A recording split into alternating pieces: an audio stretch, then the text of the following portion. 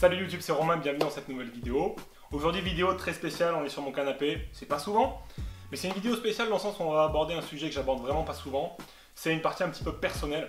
Et la vidéo d'aujourd'hui, elle est articulée autour de plusieurs points. Il y a un point qui concerne les gens haineux, les trolls de YouTube, ceux qui laissent des commentaires négatifs et insultants sous mes vidéos et sous les vidéos d'autres youtubeurs aussi. Donc on va parler d'eux. On va parler de mon physique, qui est très souvent critiqué par ces gens-là. Je me fais souvent insulter de lâche, de tapette, de physique de tarlouse, etc. etc.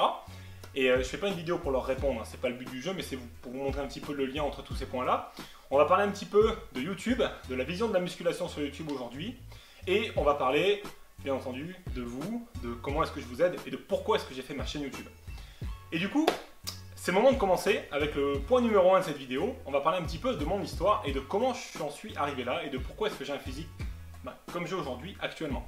Parce que les gens se disent, ce mec-là, en tout cas les haters et les haineux du web, qui mettent des commentaires négatifs, se disent, ce mec-là il est sur YouTube depuis 2012, il devrait avoir un physique de bodybuilder, il devrait être super musclé, ça fait plus de 4 ans qu'il est sur YouTube, il devrait casser des têtes à la musculation, il devrait avoir un physique bien au-delà de ce qu'on peut voir sur YouTube et tout ça.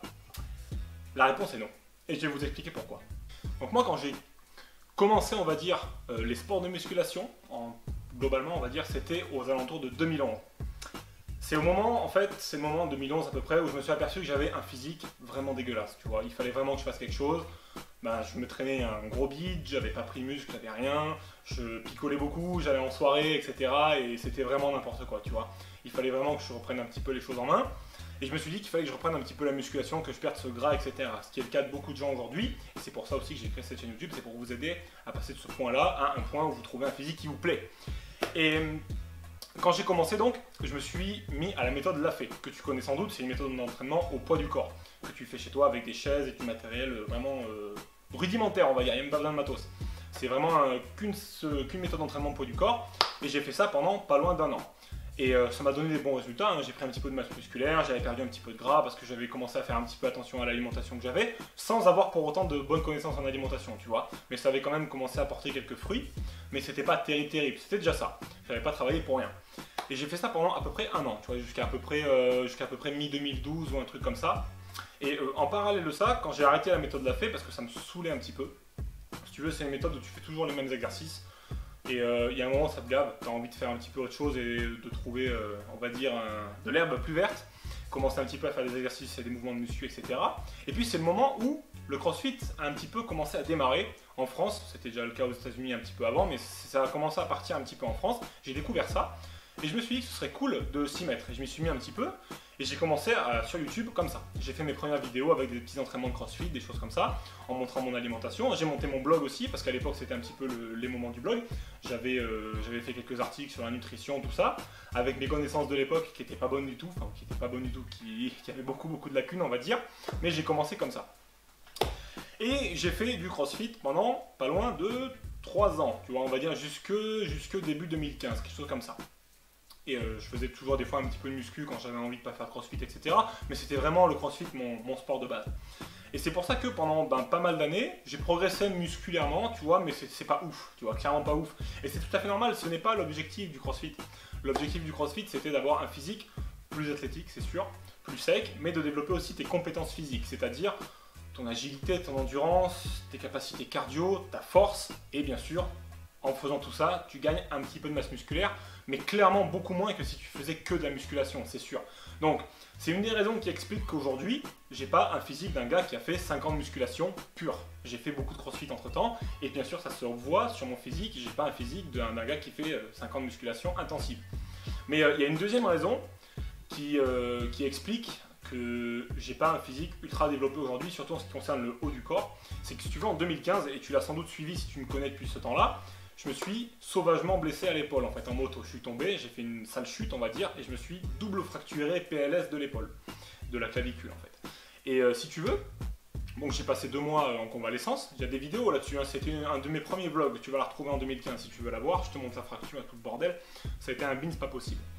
Et 2 mois de convalescence, ça faisait de moins en moins mal, donc je me suis pas inquiété, tu vois, j'ai commencé à me réentraîner tranquillement. Puis au bout de 6 mois, tu vois, j'avais quasiment plus de douleur, ça s'était soi-disant réparé normalement, puisque tu fais une radio de contrôle. Le chirurgien m'avait dit qu'il y avait un début de bonne réparation et tout ça, donc pas de souci, je me suis pas inquiété. De moins en moins de douleur au fil du temps, donc j'ai poussé jusqu'en quasiment fin 2016, tu vois. J'avais l'impression d'avoir récupéré. Et puis, j'ai commencé à retrouver mes vrais max, tu vois, à retrouver les vrais maximums que j'avais sur les mouvements de développé couché, sur les dips, etc. Et c'est là où j'ai commencé à me dire qu'il y avait un truc qui clochait, tu vois, parce que j'avais toujours des douleurs quand je forçais vraiment, mais des bonnes douleurs, tu vois, des trucs qui font vraiment mal. J'étais obligé de m'arrêter de m'entraîner, de me poser l'épaule et tout, parce que j'avais mal. Et je me suis dit, fin 2016, tu vas faire quand même une radio de contrôle, voir où ça en est, tu vois. Donc j'ai pris rendez-vous avec mon médecin et compagnie, et j'ai fait une radio de contrôle. Mon épaule est pétée. Elle n'a pas guéri. Voilà. Donc j'avais plus de douleur pour la simple et bonne raison qu'au bout d'un certain temps, ton cerveau, il casse la douleur. Il n'y a plus de douleur au niveau de l'endroit, sauf que la fracture, elle est toujours. Ça s'appelle une pseudarthrose, si tu connais un petit peu le truc, tu as déjà eu des fractures.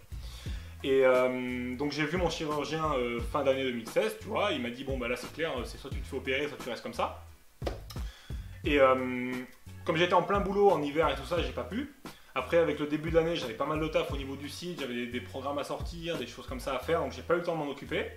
Et du coup, je vais me faire opérer théoriquement en fin d'année. 2017, c'est prévu, je me fais opérer pour repartir propre en 2018 et retrouver tout mon potentiel.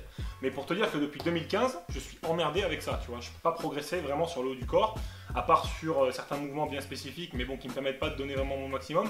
Tout ce qui est développé couché, dips, même au soulevé de terre, ça me fait mal. Les mouvements pour les épaules, ça peut me faire mal si je les fais pas vraiment hyper proprement ou si je prends des charges trop lourdes, etc. Donc c'est un petit peu compliqué de m'entraîner depuis quelques temps.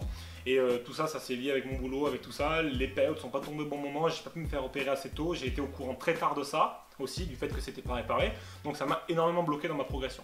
Après, j'ai progressé au niveau du reste, hein, les jambes, les mollets, etc. Tout ça, j'ai progressé, j'étais assez content. Mais il faut vraiment que je fasse quelque chose à ce niveau-là. Donc si tu te dis, en tant que haters, en tant que troll, que j'ai un physique de merde, t'as sans doute une part de raison dans ce que tu dis. Et j'ai une part d'excuse aussi, une part de responsabilité, donc je voulais expliquer vraiment ma situation aujourd'hui où j'en suis. Mon objectif étant toujours bien sûr de progresser. J'ai des objectifs physiques qui sont, on va pas dire modestes, mais j'ai envie d'atteindre un certain niveau. Mon idéal physique, ce serait le physique d'un youtubeur américain, il s'appelle Scott Herman, je sais pas si vous connaissez, il a une grosse chaîne YouTube aussi, c'est un petit peu lui qui m'a motivé aussi au début parce qu'il fait des vidéos depuis très longtemps. Et j'ai envie d'atteindre un petit peu ce niveau-là en fait si tu veux. J'en suis loin, il a 32 ans, j'ai 26 ans. Donc il y a du boulot à faire, il faut vraiment que je passe par cette opération pour en arriver là et pour progresser. Mais mon objectif, et c'est là où je veux vraiment le clarifier, c'est que c'est clairement pas d'être un bodybuilder. Si tu t'attends à ce que je fasse des compétitions de fitness à être à 6% de gras pour 85 kg sec, ça n'arrivera pas. C'est pas l'objectif de ma chaîne. Comme je te l'ai dit, mon objectif c'est d'accompagner des gens qui débutent ou qui ont déjà un petit niveau et qui veulent aller à l'étape d'après. Ça c'est mon objectif. C'est vraiment pour ça que j'ai fait ma chaîne YouTube. C'est pas pour vous montrer des compétitions de fitness, c'est pas pour vous montrer des entraînements de gros malades, parce que je sais très bien que vous ne les ferez pas, parce que c'est pas votre objectif à vous non plus, c'est pas les gens que je cible dans mes vidéos. Moi je cible surtout des gens qui ont du gras à perdre, qui ont un besoin d'athlétiser leur physique, de retrouver confiance en eux, en elles plutôt, et de se sentir bien dans leur corps, tu vois, d'avoir des abdos, etc., d'être bien. Et c'est ce que j'avais plus ou moins fait avec ma sèche de décembre dernier. Tu vois, en décembre dernier, si tu as suivi mes vidéos, j'ai fait une petite sèche. J'avais un physique qui était cool, j'étais vraiment super content. J'avais atteint une grosse partie de mon objectif final, en fait, on va dire. Maintenant, c'est sûr, il me reste de la masse à prendre, mais ça va se faire sur les années qui vont suivre. Donc voilà, tu sais pourquoi je fais ma chaîne YouTube. Tu sais pourquoi j'ai un physique qui est ce qu'il est aujourd'hui. J'ai gagné du muscle, c'est clair, mais je suis pas le plus musclé de YouTube.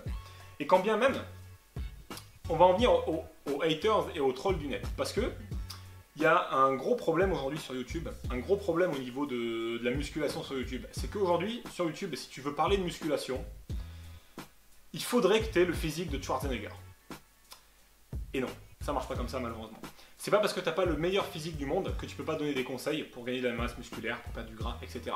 Moi je suis parti, comme tu l'as vu, avec un physique comme ça, je suis arrivé avec un physique comme ça. Donc si je veux t'aider à atteindre le même style d'objectif, forcément je vais te parler de comment gagner de la masse musculaire, je vais te parler de comment réaliser les exercices, je vais te parler des méthodes de musculation, je vais te parler des méthodes pour perdre de la graisse, des méthodes de sèche, des méthodes pour travailler les abdominaux. Forcément je vais être obligé de t'en parler. Mais ça fait pas de moi le meilleur bodybuilder du monde. Mais ça m'empêche pas non plus de parler de musculation, tu vois ce que je veux dire? Et c'est là le problème avec les haters, et les trolls du net, etc. Parce que YouTube déjà en soi, c'est un petit peu comme un réseau social, tu vois. Sauf que c'est vraiment, YouTube, le déversoir de négativité dans les commentaires. Et c'est tout à fait normal. Parce que, on va dire, tu as deux réseaux sociaux aujourd'hui. Tu as YouTube et tu as Facebook. Les deux plus gros, quoi. Sur Facebook, c'est ton compte personnel, tu vois, les gens te connaissent, c'est tes amis, etc. Donc tu vas pas laisser des commentaires de merde sous les vidéos des gens que tu vois, ou alors c'est très rare. Parce que ça se voit et les gens voient que t'es un con. Sur YouTube, c'est différent. Tu peux faire un faux profil et aller troller dans les vidéos des gens avec une fausse photo, un faux nom, etc. C'est facile. T'arrives, en bon assassin, tu laisses un commentaire de merde sous la vidéo de quelqu'un, tu l'insultes pour aucune raison, tu mets ton coup de poignard, et voilà. Et après, tu te fais traiter de lâche. Après, moi, je me fais traiter de mec qui a un physique de lâche. Mais le lâche dans l'histoire, c'est pas celui qui laisse un commentaire de merde sans mettre son nom, sans mettre son physique. Mets au moins une photo de ton physique, mec, qu'on voit où t'en es. Tu vois, là, j'ai la politesse dans cette vidéo de montrer ton commentaire et de l'afficher, mais je mets pas ton nom, je mets pas ta photo de profil, parce que je respecte ta vie privée, tu vois. Mais à un moment donné, il faut arrêter d'être un con, tu vois, tout simplement.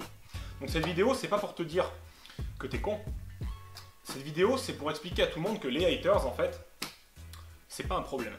Il faut savoir les gérer. Parce que si aujourd'hui, tu essaies de construire ta vie, tu essaies de progresser, et que tu es visible, et que des gens te cassent les burnes, entre guillemets, te critiquent, et te disent que ben voilà, t'es qu'une merde, et que tu n'y arriveras jamais, et que machin, et que tu devrais être comme ça, parce qu'eux ont décidé que tu devrais être comme ça, et ben tu dois absolument être capable de faire abstraction à ça.